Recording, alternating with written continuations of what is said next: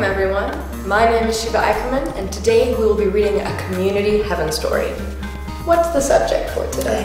Okay, today's subject is a request from your mom. She wanted to hear something about relationships. She was not necessarily only talking about partnerships, love relationships, but relationships in general. Okay, then let's begin.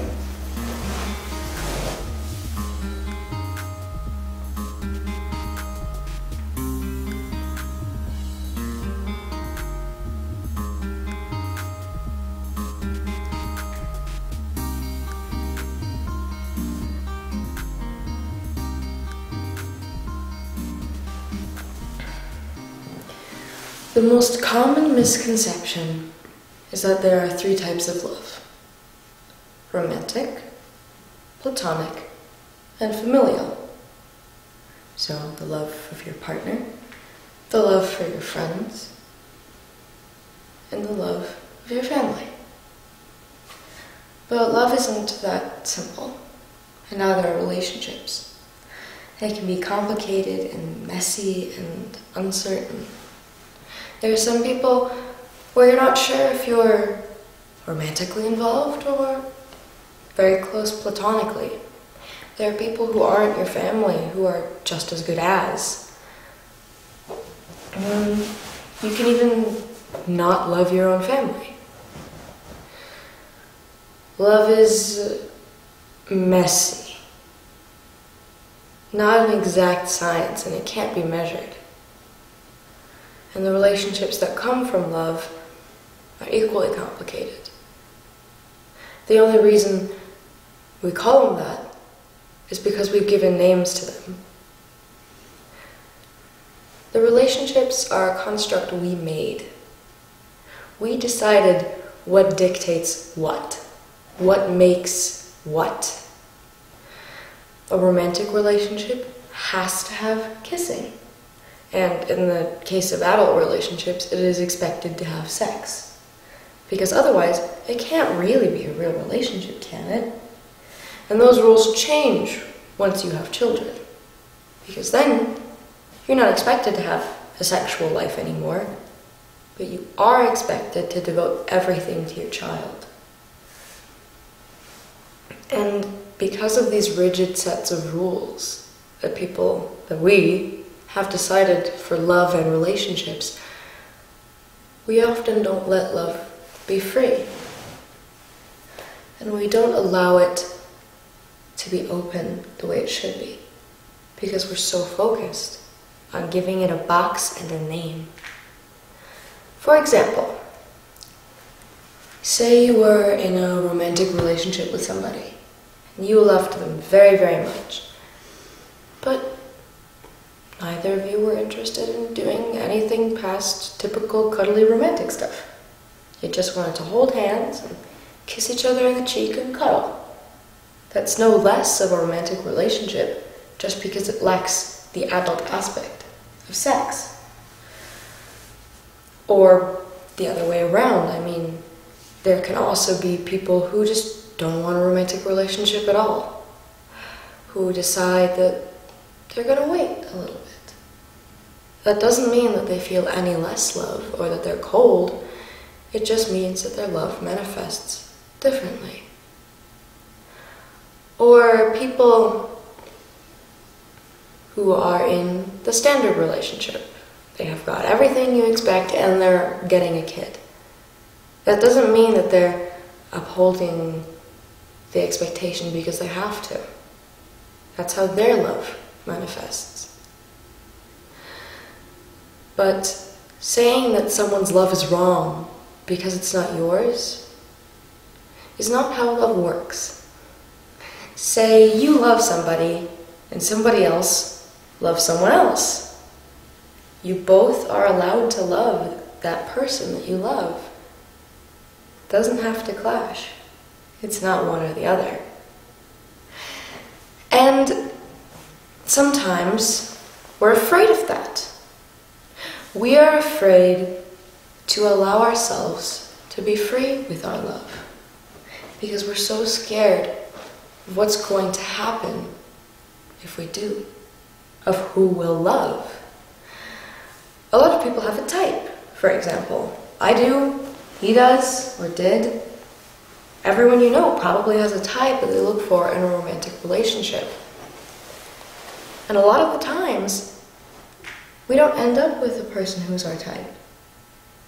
Because our type isn't always what we need. Rarely is it what we need. For example, he likes blonde girls, or liked blonde girls. Do I now?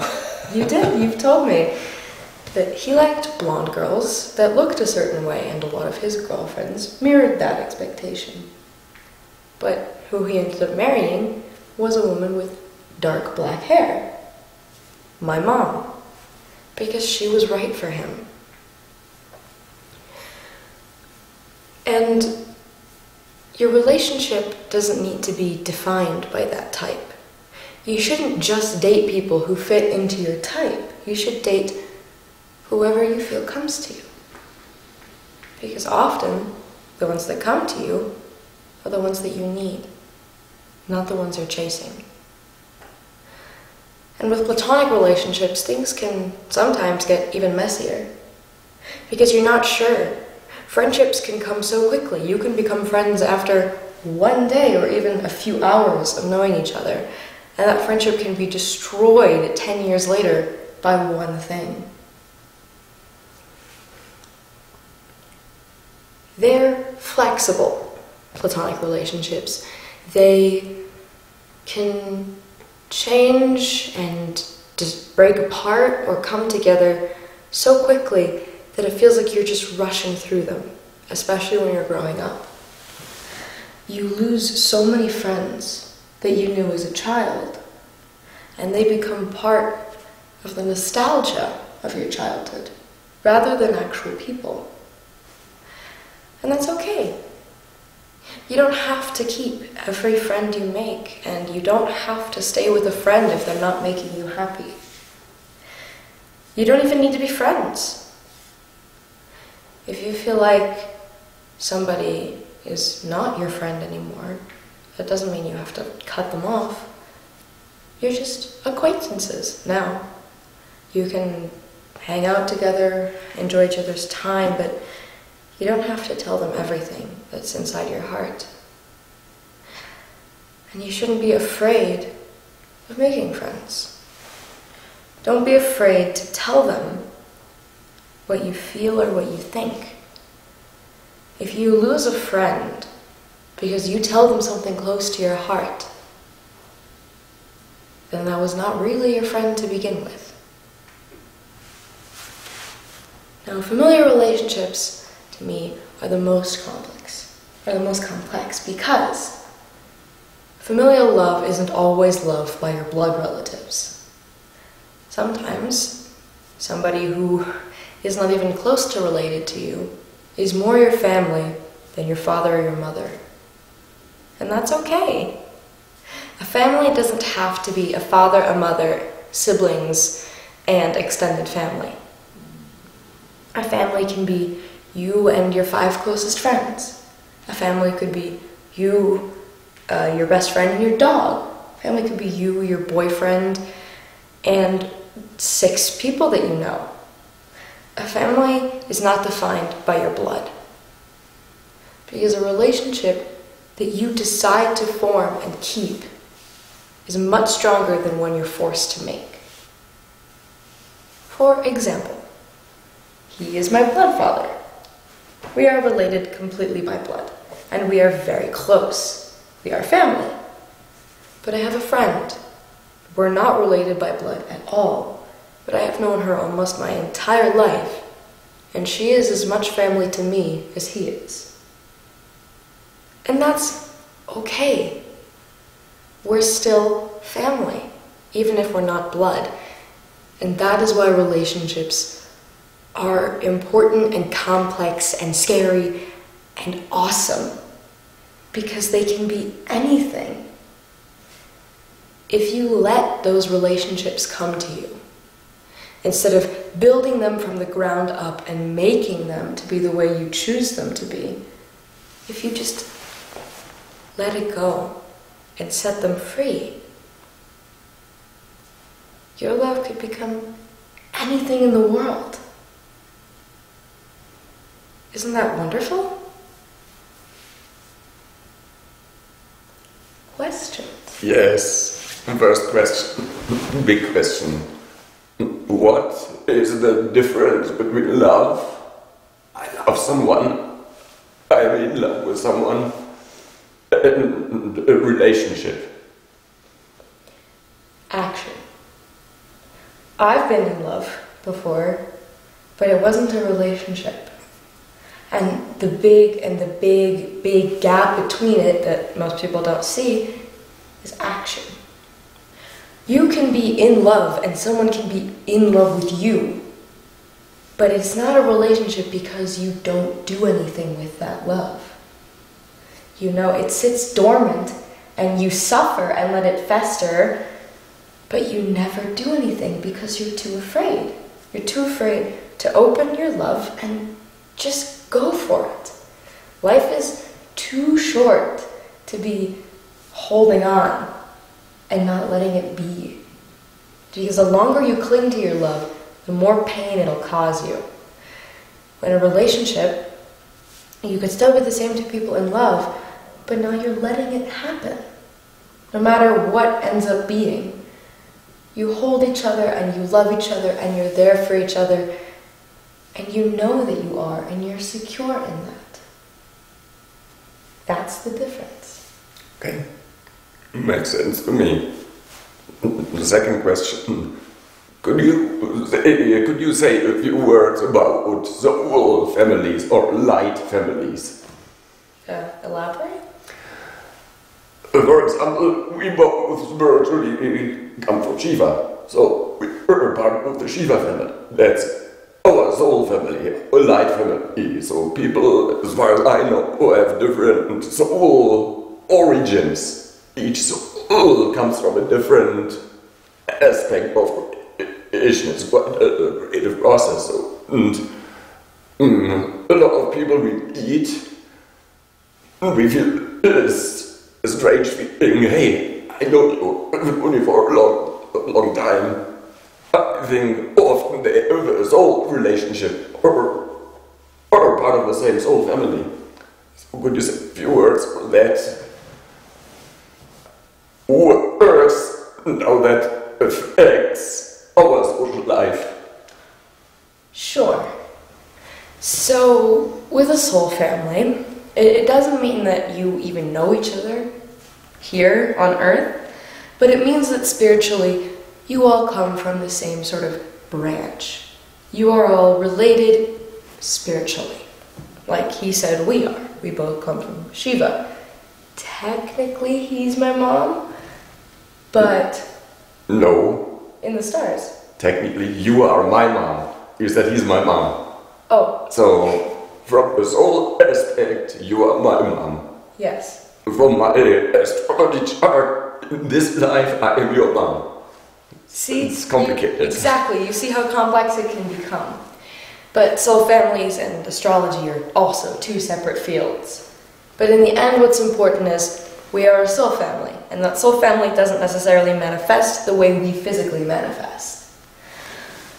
And, for example, you will often know, you won't know the name. If you don't know what a soul family is, you would be like, you wouldn't have a name for it, but you would know because you meet that person and you feel like you've known them your entire life. And often, you become closer with that person in half the time you've taken to build up your strongest relationships. Those are the kind of people who you tell your deepest secrets after 3 weeks of knowing each other. They're those relationships that just click and they stick. Because your souls are connected. You're old friends, an old family. And it's beautiful. I mean, you're not always going to like everyone in your soul family. I would know that. Sometimes you'll meet people from your soul family and you're probably going to hate them. And that happens too. Family argues. That doesn't mean that, you know, you're any worse or you're bad because you don't love that person. Like, love them here. The best thing you can just do is to just say, I love you, and I'm just not gonna be around you in this life. Sorry. It happens. But soul families are, again, another form of relationship, but you don't need to put a name to it. It's good to know what it is, but if you meet someone who you feel is from your soul family, you don't need to say that. You don't need to say, I think you are my family and my soul. It's okay to just be content with that you found them. Worrying about what name you put on it takes away half the fun of having the relationship, in my opinion. Final question. What do you think is the greatest fear that we have in regards to relationships? And how can we best face this fear? Speaking from experience that I've had with myself and with everyone I know, the greatest fear in relationships is that it goes wrong. The greatest fear is that something will go wrong or mess up and the relationship will burn to the ground. Or that someone in the relationship will stop wanting it. That is the biggest fear, no matter what kind of relationship you're in. Whether it's romantic, familial, or platonic, or any other of the niches that love can be, that's always the biggest constant anxiety. What if it goes wrong? Honestly, tell yourself it won't. That's what I found tends to be the best way to deal with it. Say, it won't. Because even if the relationship ends or crashes and burns and you never want to see each other again, that doesn't mean that it goes wrong. That just means that's the next step you have to take in your life, and that person doesn't want to go with you. Either they can't because they've given you all that they can give you, and usually those are like the clean break relationships where you just fade away, or they're too afraid to come with you. Those are the relationships that get destroyed, whether by something you've done or something they've done, or both. But that doesn't mean it went wrong. Just remember that. Things that happen in relationships are supposed to happen. That doesn't mean you shouldn't try and fix a relationship. If you feel like that's right, then you should. But what happened, happened for a reason. And the only thing that you can really do is keep moving forward and keep working and keep trying to make yourself happy. Because chances are, you're probably better off if the relationship ended. And that's especially true for relationships that can be emotionally or physically abusive. It ended for a reason. And you owe it to yourself to be happy again. Thank you, Shiva. It was very touching. Thanks a lot. You're welcome. So, we'll see you soon. Bye. Bye-bye.